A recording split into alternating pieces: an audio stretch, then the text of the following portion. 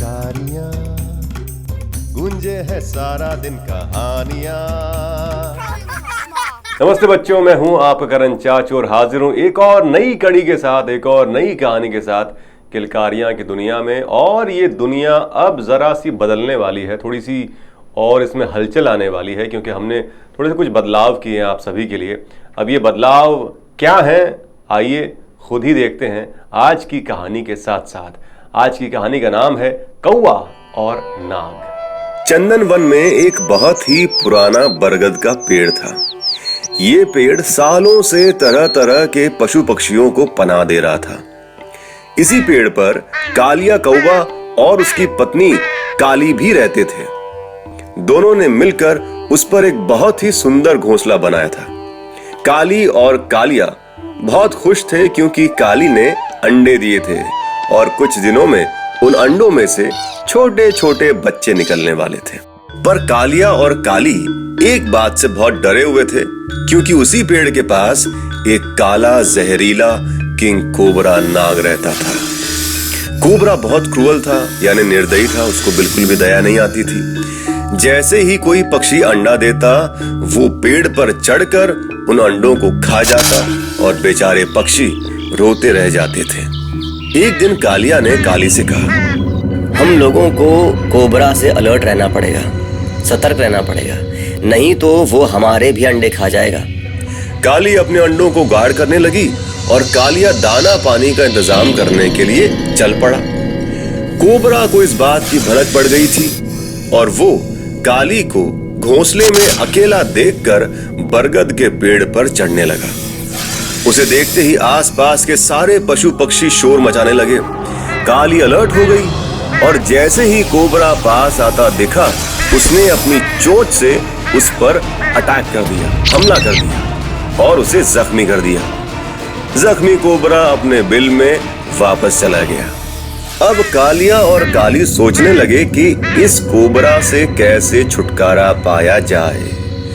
कालिया अपने दोस्त चतुर सियार फंटू के पास गया और सारा किस्सा सुनाया। अपने दोस्त को सांत्वना देते हुए फंटू ने कहा, तुम चिंता मत करो, जैसा कहूं वैसा करते जाना। कालिया ने ओके कह दिया। फंटू कालिया को नदी किनारे ले गया और दोनों झाड़ियों में छुप गए। कालिया ने हैरानी से पूछा, भाई यहाँ क्यों आए हैं हम? फंटू ने उसे चुप रहने का इशारा किया।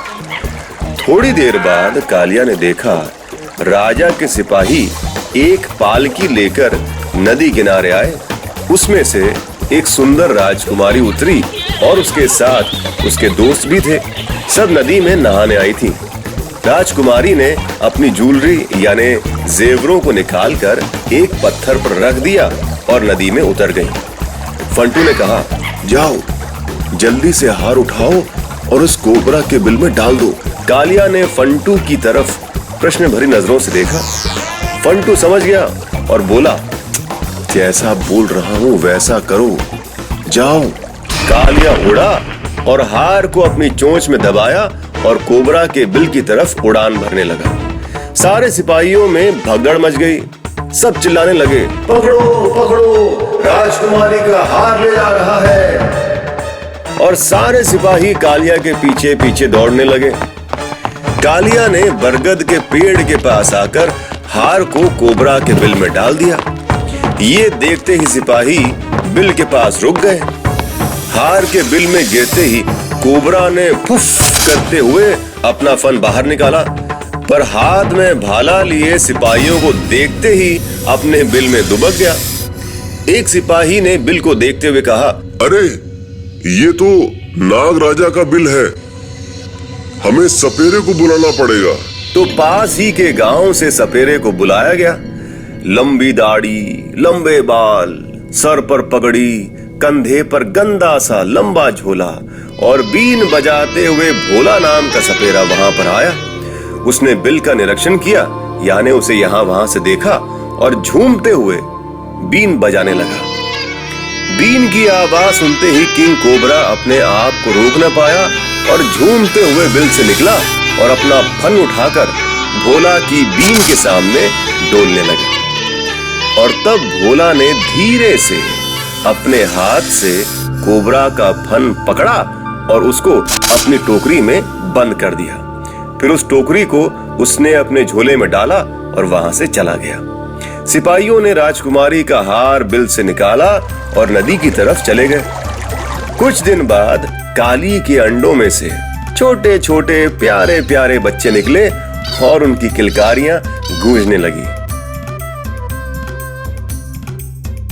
तो बच्चों, ये थी इस बार की कहानी, और इस बार की कहानी से हमें दो चीजें सीखने को मिलती है। पहली तो ये कि जो लोग मुसीबत के वक्त आपके काम आते हैं वही सच्चे दोस्त होते हैं, और दूसरी बात ये कि अगर आप बुद्धि का इस्तेमाल करेंगे तो अगर आपका दुश्मन आपसे ताकतवर है, बलशाली है, बड़ा है, तब भी वो आपसे हार सकता है। तो ये थी इस बार की कहानी। इस बार की कहानी को भी लाइक करने के लिए, सब्सक्राइब करने के लिए, कमेंट्स लिखने के लिए या अपने दोस्तों के साथ शेयर करने के लिए आप नीचे मौजूद तमाम ऑप्शंस का इस्तेमाल कर सकते हैं। और अब एक बार फिर आपका ये करण चाचू चाहेगा इजाजत। फिर हाजिर हो जाऊंगा यहीं जहां कहानियां होंगी मेरी, लेकिन दुनिया आपकी। किलकारियां।